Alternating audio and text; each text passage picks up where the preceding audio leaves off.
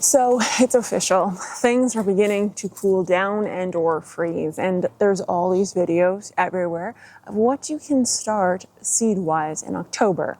And of course, they're done by folks like Kevin in California or the Millennial Gardener and somewhere maybe not tropical and hot, but definitely warmer than where I am or where most of the geek crew is located. So today's video, we're going to look at what you could hypothetically grow, what will definitely not work, but what you can get harvest off of in October, November-ish. Okay, this is your final call when it comes to actually starting garlic in the garden. You need to do it before the soil freezes.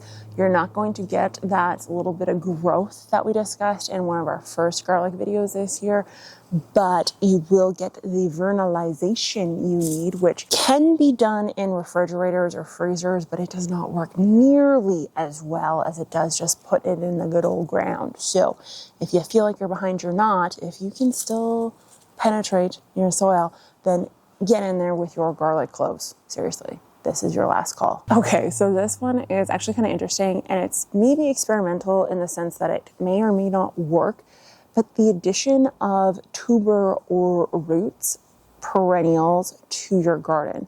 So there's two in particular that tend to do okay with a late planting or a late fall planting.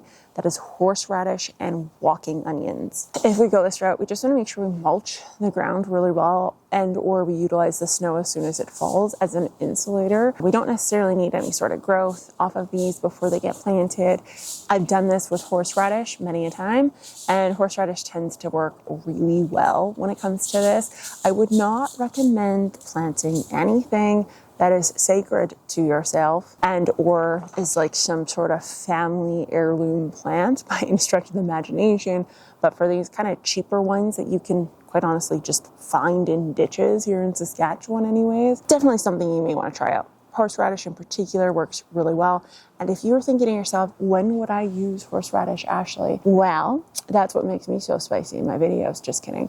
But there's a beet recipe out there that uses horseradish. It's beet relish, and it is good.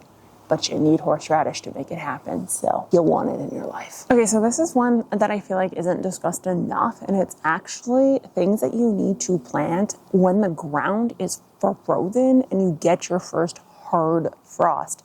Yeah, that's right. So what we're talking about here is things like that wild clover, several wildflower seeds, all of which do best once the ground is frozen, but before the snow really begins to coat the ground. So what we're looking for is a frozen ground that won't allow those seeds to get pushed too far into the soil via rain or mechanical manipulation or wind, etc. But we want something that is able to be scattered on the surface and stay on the surface, but also be insulated with the snow, not necessarily with the mulch. So when we scatter these seeds onto the soil surface, we don't want to mulch them after.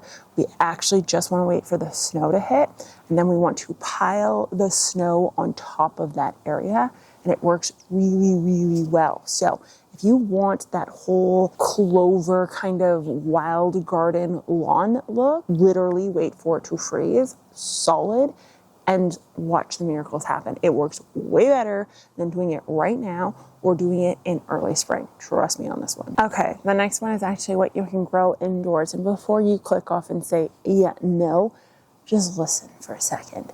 This is stuff that can be grown in the absence of a grow light and also has anywhere from 40 to 40 times more nutrients per gram than the stuff you pulled out of your garden. That's right, folks. Totally possible. Now let's go through all of them.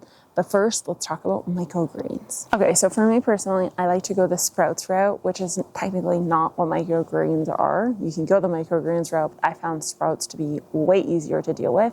And this is a fact that they actually are more dense in nutrition or nutrients, when compared to things that are grown in the soil. They all have different flavor profiles. So if you went for something that's like a radish mix, it tends to be, has a little bit of bite to it. If you do things like pea shoots, it tends to be more of a salad vibe. And the fun fact here is that you can quite literally start these on like a Sunday, and by Tuesday morning, you're going to have sprouts. And then you literally just continue it onwards, and you can have an endless supply of sprout salads for stir fries, for salads, for putting on your eggs, which shockingly is very delicious, whenever you desire. Okay, so the next one is very obvious. Probably you knew this was coming. Herbs, parsley, basil, thyme, rosemary, sage, all of these things can be grown indoors in pots. I think that one's pretty obvious. Number two, maybe not so obvious, but definitely possible, is different types of lettuces. Now, here's the key if we do these indoors. You want to go for compact forms of lettuce or spinach. So things like little lettuce and or compact spinach are the varieties you want to aim for. Reason being, they tend to germinate at slightly cooler temperatures, so 15 to 20 degrees Celsius, your home temperatures. They also don't need as much light, and they don't become as unruly and bolt nearly as quick. So you want lettuce and spinach in your life, you are going to need some form of a grow light, but depending on how invested you are in growing your own food, it may be worth the investment. Okay, so this one's a bit bizarre. I've never personally done it, but I've heard of it done. And that is actually using the insides of your garlic bulbs that you decided not to plant because you watched the video that I did on garlic and how I discussed that the size of the clove itself and smaller cloves in particular not being the best to actually plant outdoors. You take those smaller cloves, you pop them in some soil inside your house, and then you let the greens sprout. From there, you actually remove the greens and you have some garlic greens to utilize in your cooking. I don't know how to cook with this stuff. I don't know what it would be used for.